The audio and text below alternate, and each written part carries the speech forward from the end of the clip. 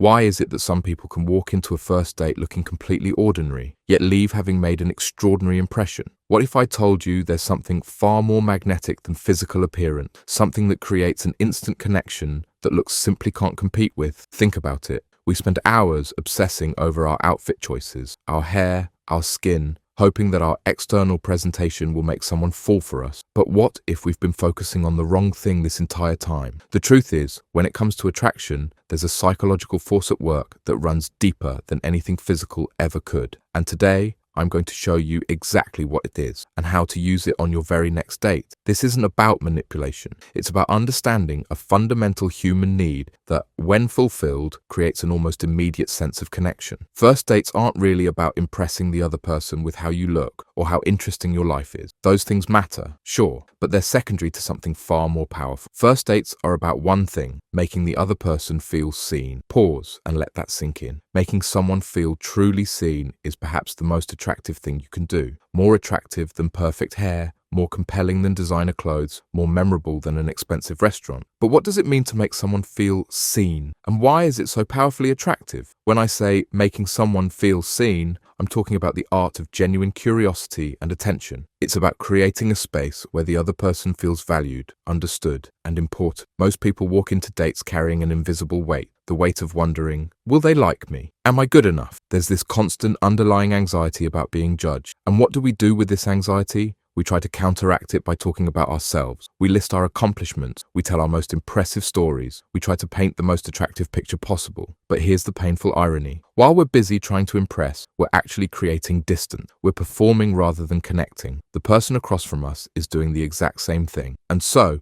two people sit across from each other, both performing, both anxious, both missing the opportunity for genuine connection. This is why so many first dates feel awkward and ultimately forgettable. But what if you took a completely different approach? What if, instead of focusing on being impressive, you focused entirely on being interested? This is where the magic happens. When you walk into a date with the primary goal of discovering who this person truly is, what lights them up, what they care about, what they dream about, something remarkable shifts. The other person begins to feel valued in a way that's genuinely rare. They feel the relief of not having to perform. They feel the pleasure of being truly heard. And here's the psychological truth that makes this so powerful. Humans are starving for authentic attention. In a world of constant distraction, where half listening has become the norm, genuine focused attention has become one of the scarcest resources. When you offer it freely and sincerely, it feels like a gift. But let's be practical. How exactly do you make someone feel seen on a first date? It starts with a mindset shift. Rather than thinking of a date as an audition where you need to sell yourself, think of it as an exploration. You're an anthropologist about to discover a new and fascinating culture, the culture of this unique individual sitting across from you.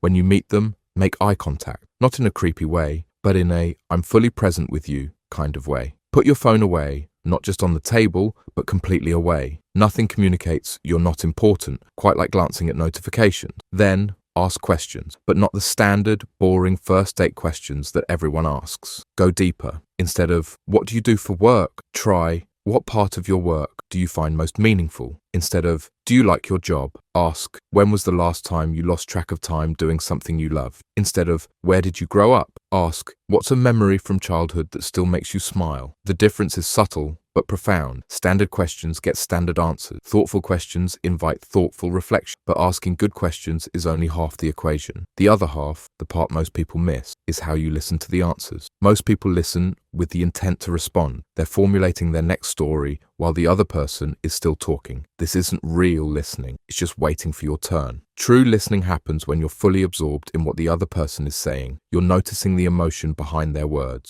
You're catching the subtle cues in their expression. You're following the thread of their thoughts rather than imposing your own. And when they finish speaking, you don't immediately jump to your similar experience. Instead, you reflect back what you heard or ask a follow-up question that shows you were really paying attention. That sounds like it was really important to you. What was it about that experience that affected you so deeply? I noticed your expression changed when you mentioned your brother. Do you two have a close relationship? This kind of attentiveness creates a feedback loop. The more genuinely interested you are, the more comfortable they become sharing authentic parts of themselves. The more they share, the more interesting they become to you. It's a virtuous cycle of connection. Now, I can already hear some of you thinking, but if I'm just asking questions and listening, won't I seem boring? Don't I need to impress them too? This is a common fear. but it fundamentally misunderstands human psychology. Here's the truth. People don't remember what you tell them nearly as much as they remember how you made them feel. When someone feels truly heard and understood, they associate those positive feelings with you.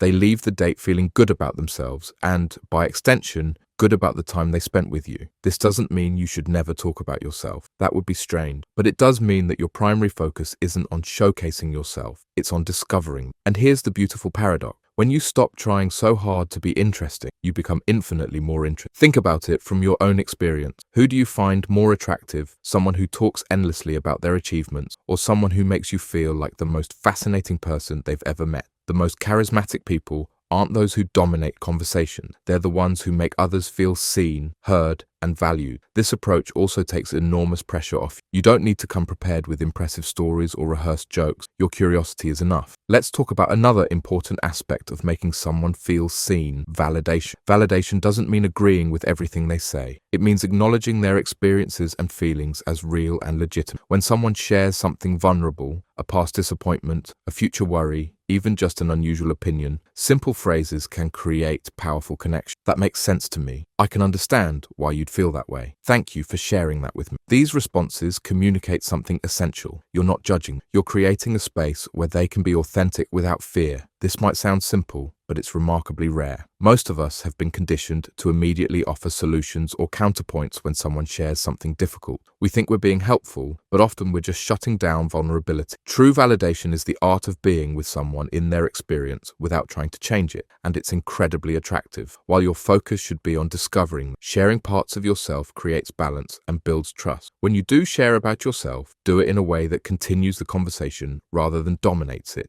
After sharing something, return to curiosity. Have you ever experienced something similar? This creates a dance of discovery rather than parallel monologue. Now, I want to address what might be the biggest objection to this approach. What if I'm genuinely not that interested in them? Should I fake curiosity? The answer is simple. No. Feigned interest is transparent and manipulative. The magic of this approach is in its authenticity. But here's what I've found. Most people are far more interesting than they first appear. Everyone has dreams, fears, stories, and perspectives that are uniquely their own. If you can't find something genuinely interesting about the person across from you, the problem might be with your curiosity, not with them. The beautiful thing about this approach is that it's not just effective, it's fulfilling. By focusing on making others feel seen, you create the kind of meaningful connections that are increasingly rare in a distracted world. So on your next date, instead of worrying about how you look, focus simply on making the other person feel seen. Be genuinely curious, listen deep, validate freely. It's more attractive than any outfit you could wear, more compelling than any story you could tell, and more memorable than any restaurant you'd choose. Because in the end, what we're all really looking for isn't someone perfect. We're looking for someone who makes us feel perfectly understood,